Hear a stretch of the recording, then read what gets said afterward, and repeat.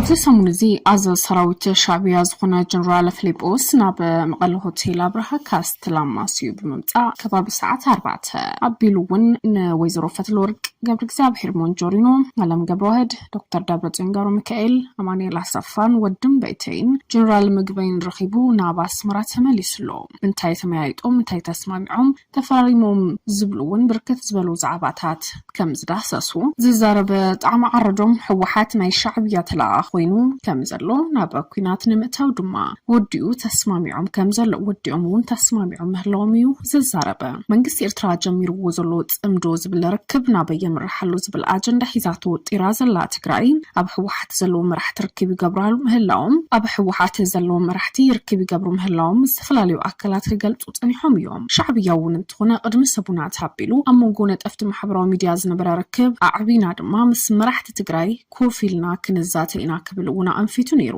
ኣብ ትግራይ ዝተኻየደ ጽንተት ጀነራል ፊሊጶስ ወልደ ዮሐንስ በበርኪ ላዕለዋይ ወታደራዊ ኣዛዚ ስትራቴጂስት ምህንድስና ትውግእ ብምዃን መሪሑ ገና ካብ ኩናት ዘይሓዊ ህዝቢ ዘለዋ ትግራይ ነቲ ኩናት ዝመርሐ ሕወሓት ኮነ መራሕቲ ሕወሓትን ብወገን መንግስቲ ፌደራል ንዝመጽእ ጋሻ ተሓሲሞም ንጀነራላት ሻዕብያ ግን ይቕበሉ ምህላዎም ንብዙሓት ኣጉሂ ምህላው ድማ ዝተፈላለዩ ፖለቲከኛታት እውን ዝገልጽዎ እዮም ኣብ ፖለቲካ ሕወሓት ዘሎ ውድቀታት ኮኑ ዝቐጸሉ መዘዛት ንብዙሓት እናገረመ ዝቐጸለ ኮይኑ ሕወሓት ሒዛቶ ዝጸንሐት ዓብላላይ ቦታ ዳግማይ ተመሊሳ ንምሓዝ ዘይትጭብጦ ኢድ ከም ዘይብላ እዮም ድማ ተንተንቲ ፖለቲካውን ዝዛረቡ ናይ ኢሳያስ ኮኑ ናይ ሕወሓት ካብ ግምት ወጻእ ዘይተለመደ ስጉምትታት ሕኸኸነክ ሓካ ዝበሃለሉ ብርኪ በፂሑሎም ብርግጽ ሰብ መዝ ሕወሓት ርክብ ይገብራሉ ዝብል ኣጀንዳ ሕዚ ዝመጸ ጥራሕ ዘይኮነስ ምስ መንግስቲ ፌደራል ናብ ውጥጥ ምእታዎም ምስ ሻዕብያ ክጻመድ ኣለኒ ዝብሉ ውሳነ ከም ዝተወሰነ ዝሕበር እዚ ድማ ትግራይ ሰራይ ክፍፍል ኣስዒቡ ጀነራላት ንኽልተ ከፊልካ ናይ ውድብ ጀነራላት ወላስ ናይ ህዝቢ ጀነራላት ተባሂሎም ክከፋፈሉ ተራእዮም ኣብዚ ዛዕባ ጠሚቶም ዝዛረቡ ከም ዝብልዎም ሕወሓት ምስ ሻዕብያ ገብሩ ዝደል ፖለቲካዊ ዕጥራን ምስ ኤርትራ ሰላም ንፍጠር ዝብል መጎልበ ብቀልዲ ክወሃቦ ይዝርአ ሻዕብያ ለትግራይ መከላኸል ወደብ ዓሰብን ሓላው ክህሉ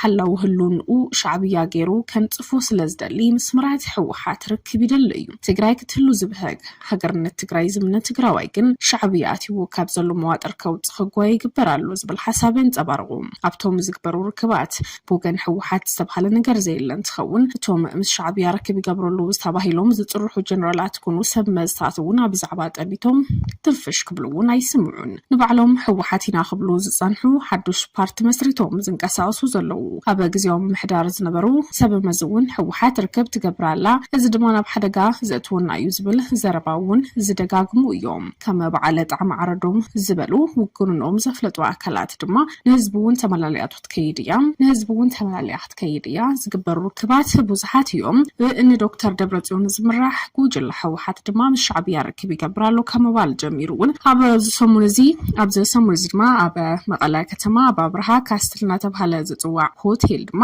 ጀነራል ፊሊጶስ ወልደ ዮሐንስ ምስቶም ዝተጻርሑ ሰብ መዝውን ርክብ ገይሩ ድማ ናብ ኤርትራ ከም ዝተመለሰ አንፊቱ ዘሎ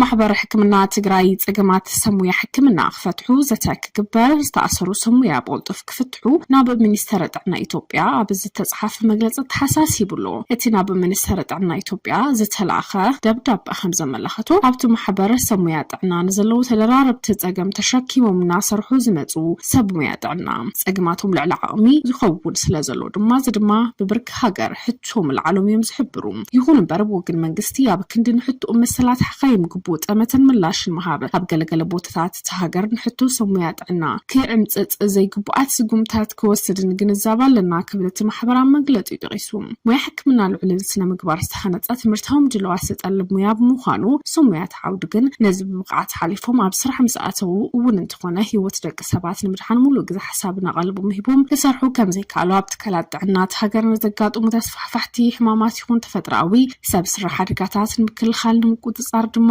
መሪሕ ኮይኖም ንህይወቶም كيسسعو ليتن قطرن زسرحو يوم انتخونا زوم سمويا بزقبا مهيا طقما طبرن كبرن ايرخبون زلو زبلت مجلصي محبر حكمنا تግራይ توم حز سمويا طعنا زحاتتو زلو طلبات قدم حزون حاتتو كم زمصون طيسلوم ناي مخبار نبرا من عس مهيا طقما طقم عبيت صقم منبر غزان مقعازيان ግልጋሎት መድሕን ጥዕና ሰሙያ ዘይምህላው ጉዳያት ሜዲኮሊጋሎን ጉዳያት ሜዲኮሊጋሎን ካልኦት ጉዳያት ዝተፈላለዩ ሕቶታት ሰሙያ ሕክምና መንግስት ብትኩረት ርዩ መልስ ከአምጣሎም ይግባ ክብልውን እቲ ማህበር አፍሊጡ እቲ ማህበርና ሚኒስተር ጥዕና ኢትዮጵያ በዝላኹ ደብዳቤውን ሰሙያ ሕክምና ዘልዕልዎ ዘሎ ሕቶታት ነስዒቡ ዛዕባ ዘጋጥም ዘሎ ማእሰርቲ ሰሙያ መልኪቱ ዘተካይዱውን ጻውዒታ ቀሪብሎ ሓኻይም ኣብ ዝሓለፈ ሰሙን ጀሚሩ ክሳብ ሕዚ ብርክት ዝበሉ ኣብ መላብ ትግራይ ኮና ኣብ መላ ኢትዮጵያ ዝርከቡ ሰሙያ ጥዕና ድማ ኣድማ ክገብሩን ዘልዕልዎ ሕቶታት ብጽጽ መልሲ ከወሃቦም ድማ መሕታቶም እውን ዘርሳዕ ኣይኮነን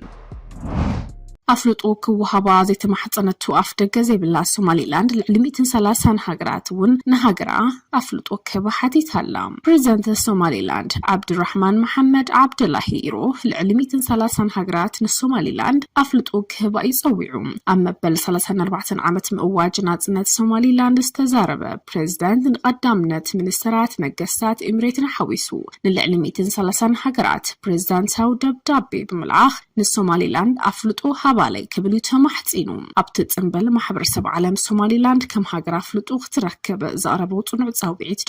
داغيمونا قريبلهم بريزيدنت يروح من سوماليلاند محزنتا وزمدنا متحبار زلون هاجرات كم ايثيوبيان حبرات عرب امريت حبرات كينغدم امريكان جيبوتي تايوان كم اون تركن كينيان حويسو مسكانو انتقلت بوليتوزا سوماليلاند عمت كلا سلام حدحداو مكببار حنات شركنا استمسرت مخانو بمرققات ابقن افريكان كحب حرن بلصقنا زوباو صتا بمدفع دما قلف ترا كنصاوت دلواتنا كبلون تسمعلهم كبز حلف عمت جميرو سوماليلاند افلطو تركب نهاجر افلطو تركب مس منግስት ኢትዮጵያ ተፈራሪ ማምባራዘር ሳይኮነን ኢትዮጵያ ካብ ሶማሊላንድ ወደብ አፍደቅ በሐር ንምርካብ ሶማሊላንድ ማን ሀገር አፍልጦ ተረከብ ስምምዕነት ፈሪመን ዝነበራን ተኾና እቲ ተፈራረሙ ስምምዕነት አምንታይ ብርክ በጽሑ ዝብል አጀንዳ ጠምጢና ነውን ኣብ ዝተፈላለዩ ዛዕባታት ክጽመዳውን ተራዩ